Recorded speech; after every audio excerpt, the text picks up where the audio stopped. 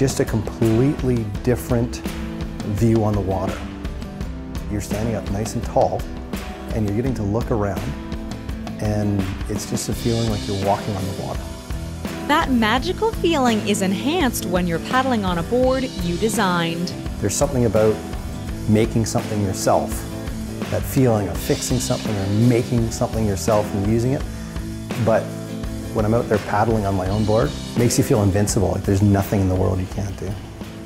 Jeff Levine's story doesn't really start on the water, rather here in his backyard, where he spent endless hours fixing damaged rental boards used at his Sea to Sky adventure company.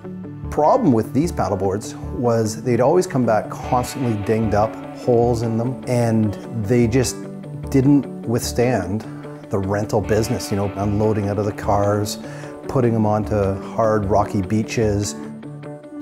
After a summer of fixing boards, this entrepreneur took his frustration indoors. He spent endless hours doing research and hundreds of hours teaching himself how to design a board geared for Canada. We have cold water. People don't want to be in the water all the time on the boards.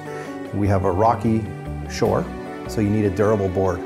And so to me, when we were designing the boards, that was a Canadian challenge.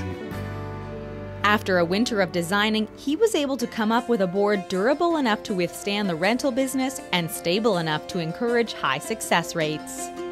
I designed the board, so I decreased the angle of the nose rocker and tail rocker, made it 33.5 inches wide, and made it 5 inches thick. So by making it wider and thicker, I've increased the surface volume. By increasing the surface volume, it increases the maximum user weight. The design complete, Levine found an ethical family-owned factory in China where his board would be produced using 3 layers of 6-ounce fiberglass and bamboo veneer. It's absolutely surreal. All this time and energy going into designing these boards, and now seeing all the boards being made and being part of that, it was an incredible feeling. Satisfied with the product, coming up with a name was the easiest part of the process. I wanted to have a really hip Hawaiian, Californian style name, and talking to my 12-year-old nephew, he said, "Uncle Jeff, don't bother with that stuff, just use a Canadian name, because why don't you call it the Beaver Boards?" And that was it. From that point in time, I didn't think again, that was the name. Just 4 years after creating his first design, Beaver Boards now offers a variety of shapes and sizes, from 7-foot boards for kids to 11-foot cruisers, as well as an inflatable board for easy transport. And he's recently designed the company's first kiteboard.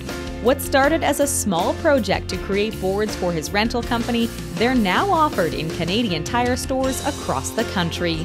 Who would have ever thought in such a short time I went from being this guy who was just simply renting out a stand-up paddleboard now to a company making stand-up paddleboards. It's just amazing. That remarkable feeling is what he wants everyone to experience when they head out on the water and explore on a stand-up paddleboard. From Squamish, I'm Heather Butts for Shaw TV.